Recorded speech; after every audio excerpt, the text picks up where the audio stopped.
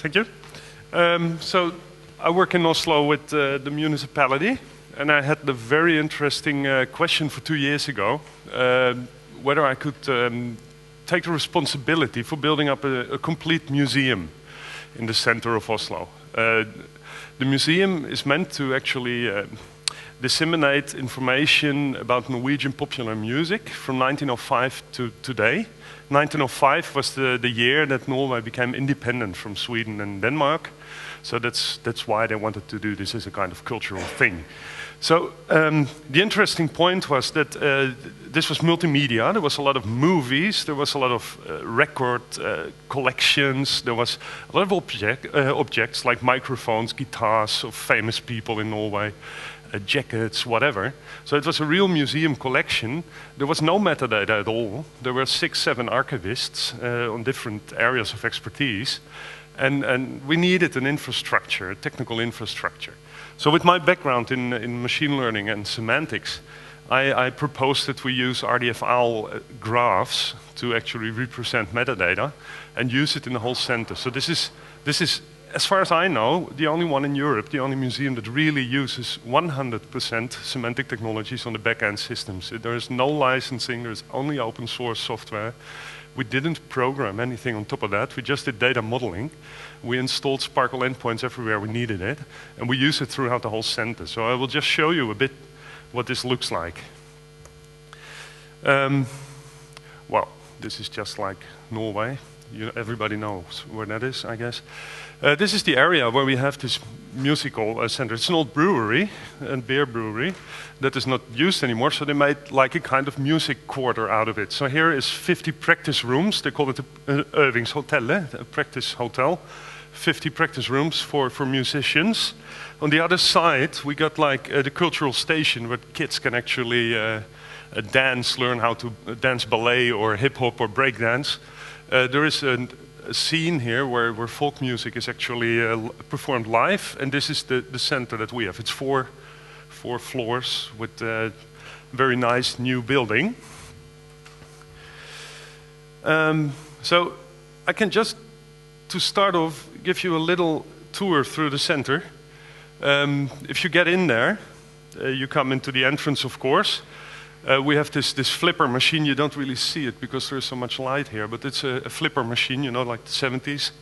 It's completely taken from each other by an artist and repainted and redone. And all the sounds in it are exchanged with sounds from Norwegian folk music. So it's really funny. If you're playing it, you get like sound effects all the time. It's really funny. We started off the center with this area where you actually come in a completely different atmosphere, and then you go into the center. Here you see the entrance where we have like what we call information on the music city Oslo. So this is a collection of placards, of posters that we actually digitized, and we can actually make a collection in the archivists that we have. They use Protégé. They really use Protégé from Stanford. They just make a collection for these 3 screens, and they just say, okay, this is what we want to put in there. And the system just catches that up and just puts it on the screen. It's that easy, so they really love it. It's very configurable. The children's room, there's a lot of stuff there that's digital. Here you get into the center, and we made it like that the start off is very passive. So you get information, there are screens that move and do things, you hear things, you see objects like a typical museum. And the further you come into this experience center, the more interactive it's going to be. So in the end, you end up actually dancing in front of a camera with strange clothes on and making your own DVD. So it's really building up. So this is the starter here. It's called the historic walk.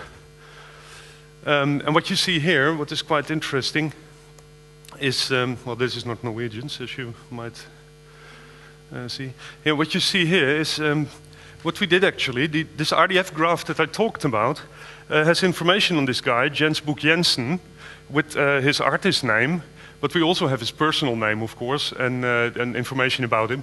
A little description of the guy, his most known, or most well-known song, the year that this song was actually most popular, some pictures and movies about the guy.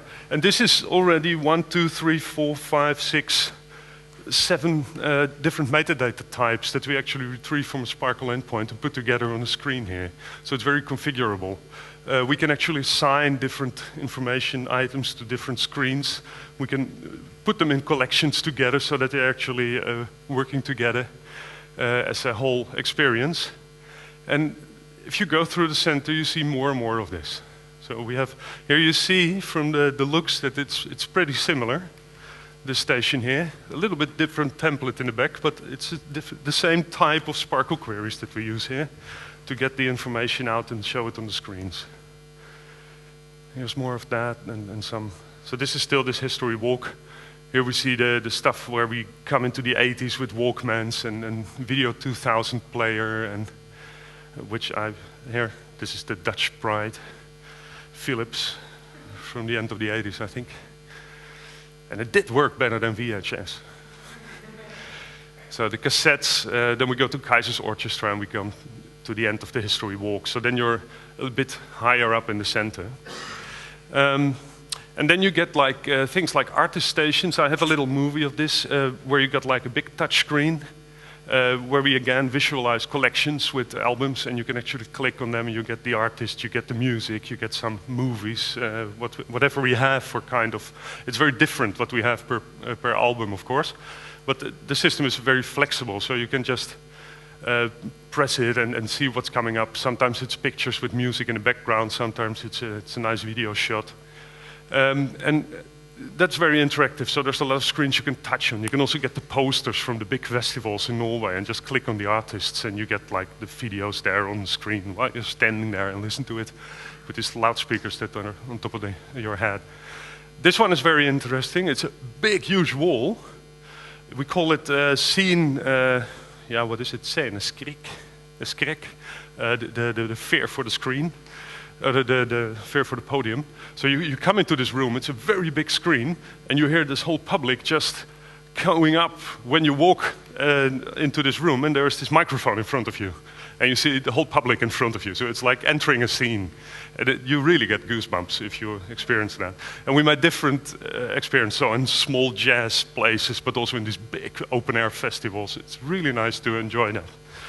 And then after that, you can actually enter the next part of the next part of the museum where you actually go and make your own music.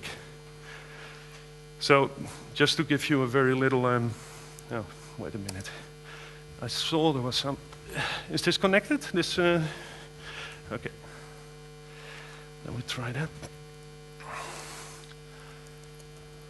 How about? Let us see. Well, I don't hear music, but okay. This is this artist station, so you can actually see.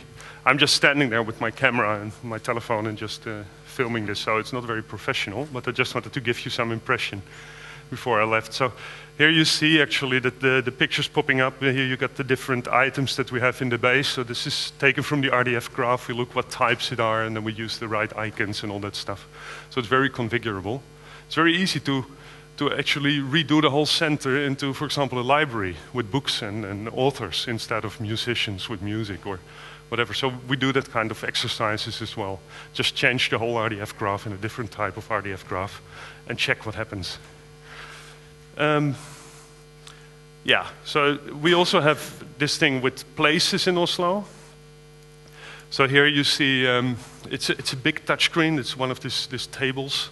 We made it ourselves because we thought the other ones are too expensive. So this one was not expensive and it works very well. We just bought a big touchscreen with a plate and then made this one. This is the map of Oslo. There is this timeline, so time visualization, probably. So you can go from 1905 to 2011. The map will adapt to the area. And you will see all the places in Oslo, musical places like bars and pubs and scenes and podia and whatever. And you can click on them, and then you will actually, if you click on them, you will actually get the place. I mean, this is an early version, so it was not very responsive yet. We fixed that now. So, but here you see that the places that are put on the map are actually adapted to the timeline. You see the pictures here. This is a very old Tivoli in the center of Oslo. You can actually have a look at that. There is a description, of course, that we retrieve from the graph. You can put it in full screen modus if there is a movie that you want to see. And it's very nice. It's a very nice animation. It's very cool. So this is quite popular, especially with older people in the center. Yeah, so that's a bit about what we are doing. One of the ideas we have is that we want not only to be an archive, we want to be a place where people are actually interacting. So we want to serve the archive world, the public on the other side, and participation of the public back into the systems and back into our archives, that we actually let the people that come to the center help adapt our systems and help adapt the exhibitions. And that's what we do. What we did with the data modeling is a bit different than I've seen at most archives and musea. It's quite common if you start thinking about information management of your collection, that your starting point is the actual objects that you have, like the moving images, the soundtracks, the textual documents, the digitized physical objects. It's there where you start. So your main table in your database is the objects. I got books. Every book has a unique identifier.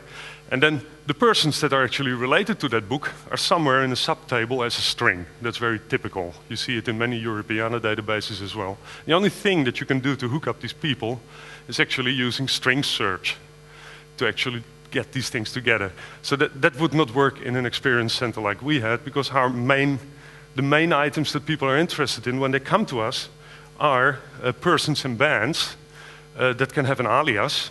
That's also very typical in this music world, of course. But we need to be able to identify the persons behind an alias, so that we can see, okay, this guy has a different alias for every album. So we can actually hook them together. So this is our starting point. And together with the places, so the places where the music is performed, the festivals, all that kind of stuff, the persons, the places, and what's the last one? Sorry. Yeah, it was the persons, the bands, and the places, and we got organizations here, that all different type of organizations. So we started off with this model with our archivists. We started to make this authorization lists on Norwegian musicians and artists and all that kind of stuff. And then we built this layer around it with the geographical places, the normal places, the bands, where the bands are playing and so on. Events, organizations, tracks, collections, the things around that. And then in the final step, we just hooked it up to the physical, or not physical, but to the MP3 files and the image files and whatever we had. So that was the last thing we did, actually. So we started in the other end, which gave us a very flexible model, and we have now hooked it up to Wikipedia, to Music Brains, and all that kind of stuff. It was very easy to do then afterwards. So the development of this data model was very interesting, because I sat together with these archivists and came with an initial proposal in 2009, and half of the model was already defined in the first 2 weeks and was really stable. And then we developed it further. On every Tuesday, we took a cup of coffee, and they had their list with relations, attributes that they needed. We put them in the system, we defined an interface, and they just started working with it. And then the model was really stabilized in December 2010, so say 9 months ago. We have nearly not changed it afterwards anymore. There are a few relations that we added, but not much. And the Wikipedia hookup was actually defined at that time. So it was very nice to see that it really worked. So this is a little overview. This is our digital assets manager. We used Razuna, which is an open source media assets management system. Works fine for our goal. The only thing it has to do is actually we have to send it files, like 1 gig with a movie or whatever. Big TIFF files of 200-300 megabytes, and it has to make thumbnails and formats that we can use in the center, and it has to take care of the original size. But nothing more. All the metadata is in this RDF graph on top of that. And the RDF graph is then pointing backwards to the Razuna system. So we did some changes in the interface between these two systems. That's what we did. And it's pointing to third-party databases that we have access to. But then like the NRK, the national broadcaster, they have like archives with music that we can use, but we just only point to their assets, and all the metadata we do ourselves because they don't have this kind of metadata management there. It's in some proprietary system that we don't get access to. So we just do it ourselves and we share it with them again. So they have actually got access to our metadata about their own data, which is quite funny. And the archivists are very happy with this way of working because they really see that if they need changes, it's quite easy to do in an RDF graph, and they love that. So here's the Sparkle endpoints layer. And in the center, we actually have very thin clients. We use Adobe Air. So the only thing you need is a box with Adobe Air. And then you can actually, through a little server that we defined, you can assign all the Adobe Air clients to different tasks. And they will do different things on the screen and accept different kinds of input from users. So that's how this looks. Here's a more technical picture. And our idea is, of course, to hook this up to this linked open data. So in Norway, we have several initiatives around this now. I'm working with the National Museum, Nasjonalmuseet, to get an authority list of all Norwegian artists that are known. So from 1900, whatever, no, sorry, the whole history up till 1984, we do have an authorization list on. We have digitalt vertaald, digitally, tell something digitally. So everybody in Norway can actually add a story or sing a song in the webcam and put it on that portal. But the funny thing is, in our experience center, we put a box, you know, like these photo boxes from the railway station. We got one of those, we tagged it, and we put a camera in it so people can just sit down in it, tell something, sing something after they've been through the whole center and have been singing all the time, so that's not a problem. And they can do something there or tell some jokes, the Norwegian jokes about Swedes or whatever. And if it's good enough, we can actually publish it if they allow that, because they have to check off, of course, if they want us to allow to put it online. We put this on this portal, this digital vertaald portal. We add it to the RDF graph that we have, share that one with the portal owner, which is Kulturrådet in Norway. And we are now looking for to integrate that in the digital museum portal, maybe in Europeana Local as well. So we get some more user-generated content in there, but we do that in a separate graph. So this is actually going to be hooked up there, and we are already working on that. With, like I said, music brains on the left side, on the right side we got digital, vertaald, and so on. So if you want to know more, the center is going to be really open for the public next month. So you can come to Oslo. That is never a problem, I think. It's very cheap to fly to Oslo. It's very nice to be there. It's not cheap to be there, but you will find out. And if you want to have some more information, you can just contact me or pop by. So that's good. Yep. Thank you very much.